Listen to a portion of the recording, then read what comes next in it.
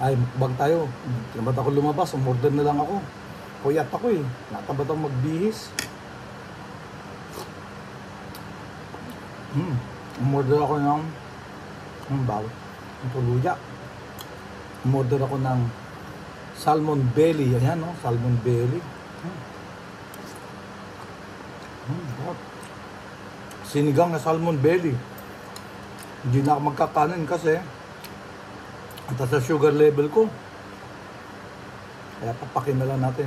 Magpapak tayo ng salmon belly.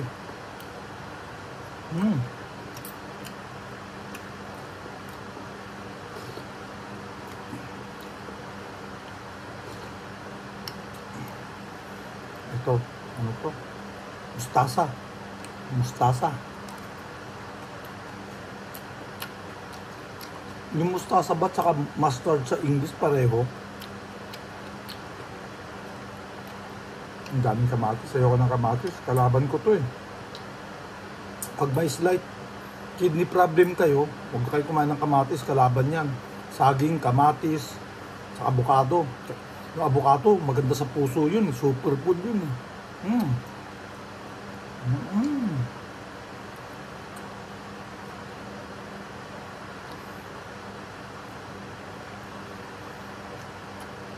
Kahit na matinik itong malambot ang tinik nito, ayoko ng kamatis. Sabi natin yan. Ito pwede to. Ano to? Siling haba manghang kaya. Hindi. Kumagat.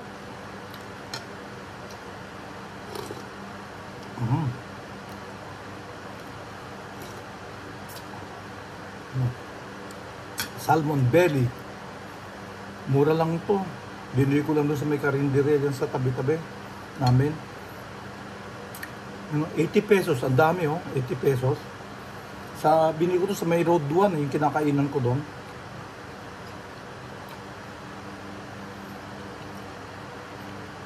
Mura siguro ang salmon belly. But ang daming laman yun.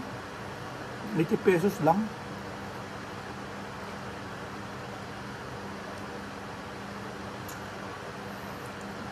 Usually, ang mga ulam sa mga karinderya, 60 to 80.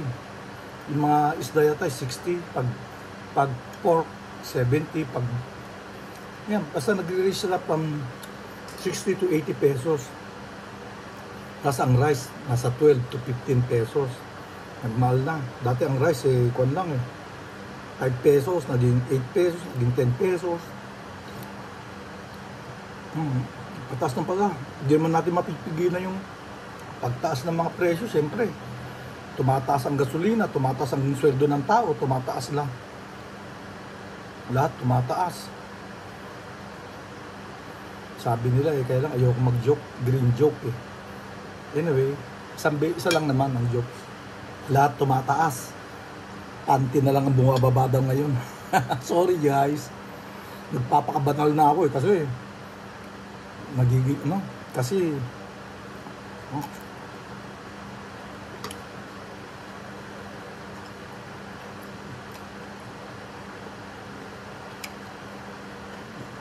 ang gulo niya. Nagpapakabanal na ako kasi natanda na ako, baka bigla na akong kunin ni Lord. Diba? Tanda na ako, 70 years old na ako. Tatagal pa ba ako ng 10 years?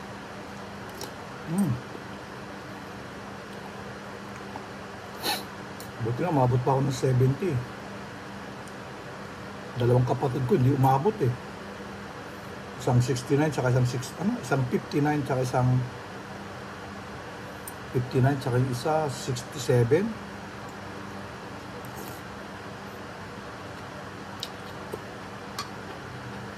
Ang father ko, na maalam siya at the age of 72. Kung susunod ako sa father ko, 2 years na lang itatagal ko. Mother ko, mga 87.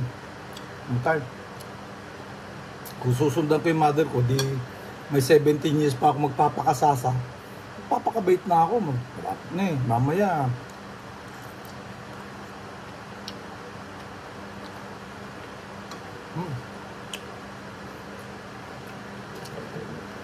Ayoko magkanin.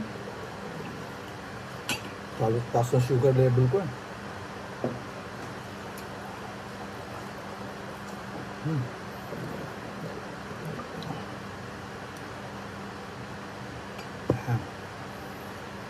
Dami laman ng salmon belly nila, 80 pesos lang. Siguro kung mga ulam-ulam lang na kakain ka sa karinderya sa ulam, siguro mga 60 pesos din ito. Usually 60 pesos sa mga paggulay kasi dati 30 eh, 25, 30 ganyan. Ngayon 40 na ang gulay ngayon. Ay, sarap kamay.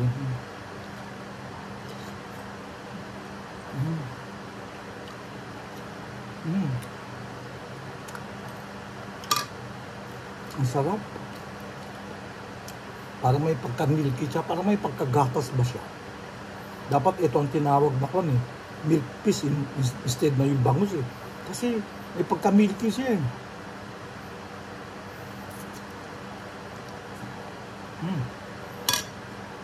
Kaso, kulay pink siya kaya mas prominent na, mas na tawagin siyang pink salmon.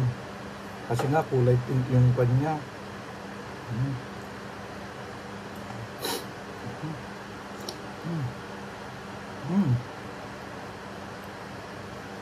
Ang sarap. Sa mga Japanese store ko ang tawag doon. Yung prito kasama ng mga hipon. Anong tawag doon?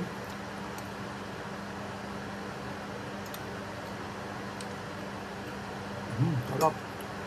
Sarap.